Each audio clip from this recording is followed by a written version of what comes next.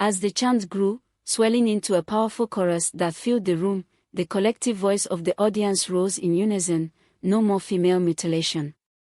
No more female mutilation." The fervor of their response was palpable, a united cry for change and justice echoing through the hall.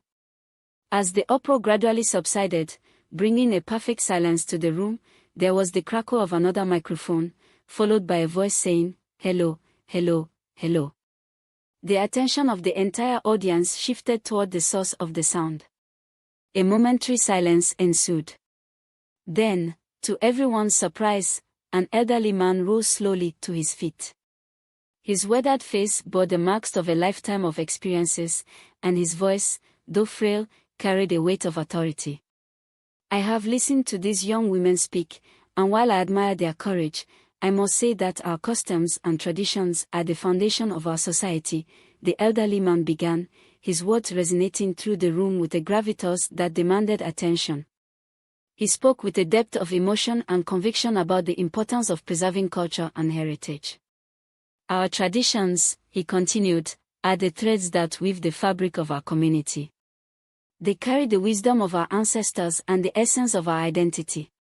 Practices like FGM, as painful as they may seem to some, are integral parts of our cultural heritage. They are rites of passage that have been handed down through generations, marking the transition from childhood to adulthood and instilling a sense of belonging and continuity." The elder's voice grew stronger as he delved deeper into his argument. To abandon these traditions would be to sever the ties with our past, to lose the essence of who we are. We must be cautious in our quest for change, ensuring that we do not discard the very foundations upon which our society is built.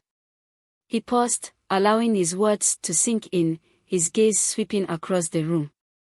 "I urge you all to consider the weight of our traditions, to respect the heritage that has shaped us, and to find a way to honor our past while moving forward. Let us not forget that our identity is rooted in these customs, and without them, we risk losing ourselves." The room remained silent, the elder's words hanging in the air, challenging the audience to reflect on the balance between tradition and progress. But as the elderly man spoke, a murmur of dissent began to ripple through the audience. People exchanged uneasy glances, shifting in their seats. Some whispered to their neighbors, while others shook their heads in disagreement. As the debate over the practice of FGM grew more intense, Dr. Adunni felt a deep sense of responsibility to speak out against the harmful tradition. Rising from her seat, she walked purposefully to the front of the conference room, her eyes blazing with determination. "I cannot stay silent while such atrocities are being committed in the name of tradition," she began, her voice steady and strong.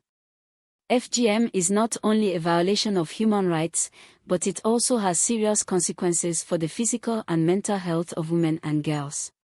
She spoke passionately, drawing on her own experiences and knowledge as a medical doctor to highlight the dangers of FGM. She explained how the procedure can lead to infections, complications during childbirth, and lifelong psychological trauma. "FGM is not a harmless tradition that should be preserved," she continued. "It is a form of violence against women and girls, and it must be stopped." Her words resonated deeply with the audience, many of whom had never considered the full extent of the harm caused by FGM.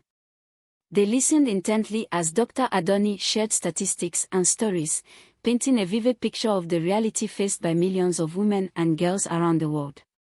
"I do not speak out against FGM to disrespect our culture," she continued, her words carefully chosen.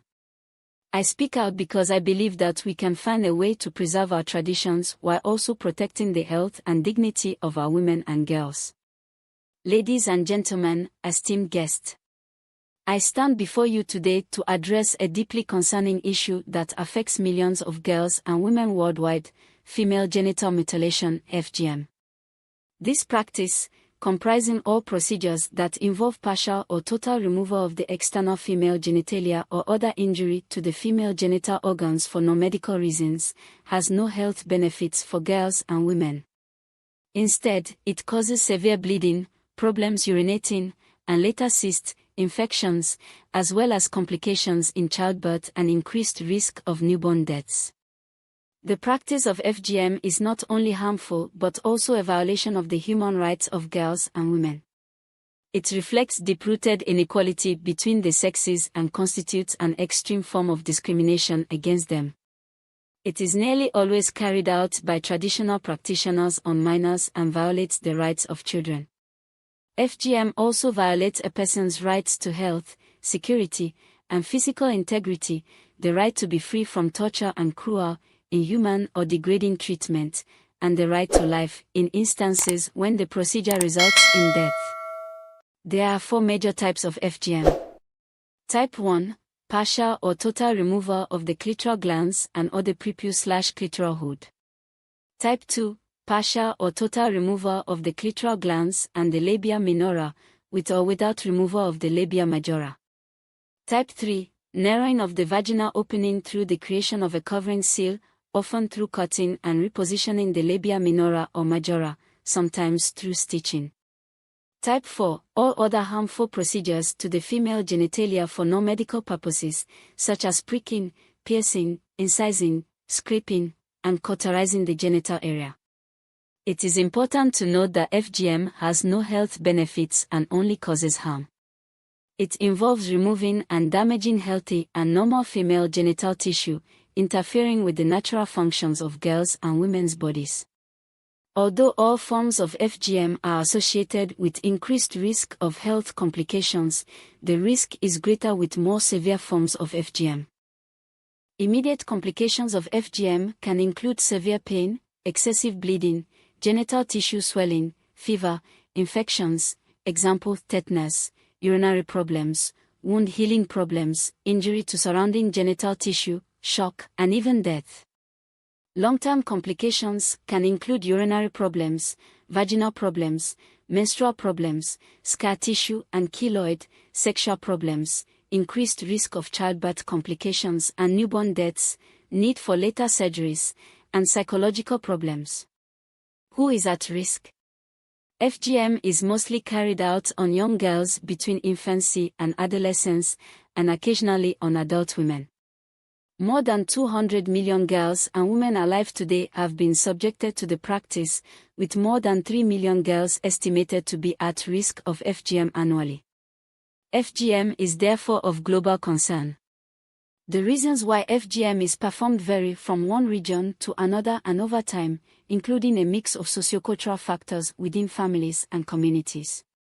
Where FGM is a social norm, there is strong social pressure to conform, as well as the need to be accepted socially and the fear of being rejected by the community.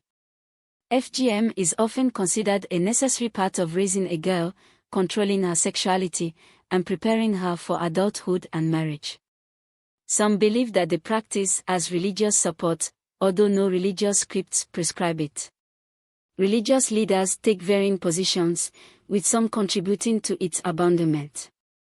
There are also reasons for medicalized FGM, including the belief in reduced risk of complications, the belief that it could be a first step towards abandonment of the practice, social norms among healthcare providers, and financial incentives. However, WHO strongly urges healthcare providers not to perform FGM and has developed a global strategy against FGM medicalization.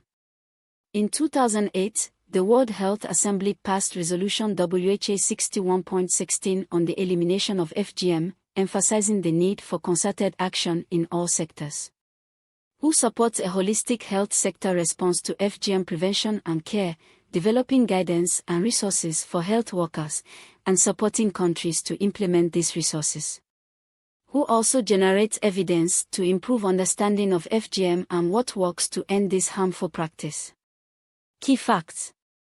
More than 230 million girls and women alive today have undergone female genital mutilation (FGM) in 30 countries in Africa, the Middle East and Asia where FGM is practiced. FGM is mostly carried out on young girls between infancy and age 15.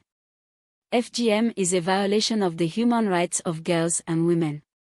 Treatment of the health complications of FGM is estimated to cost health systems $1.4 billion per year, a number expected to rise unless urgent action is taken towards its abandonment.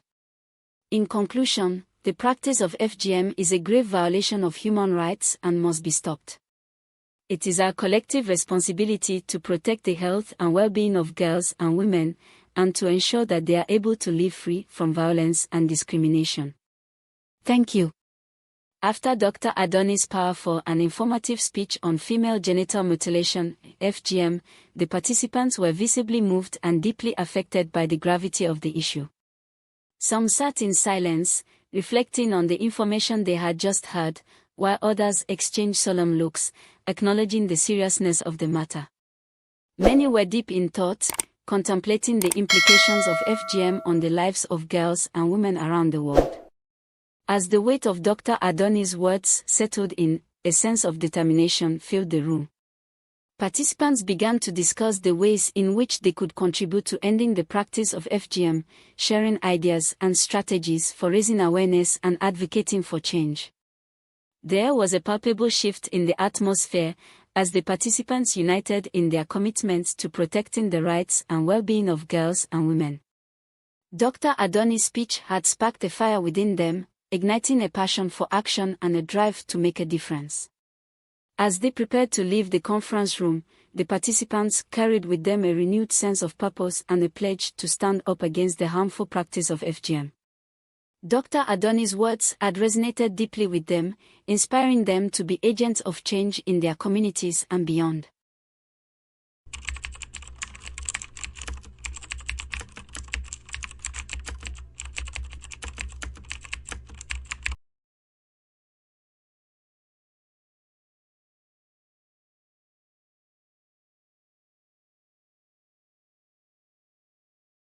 Thank you for watching.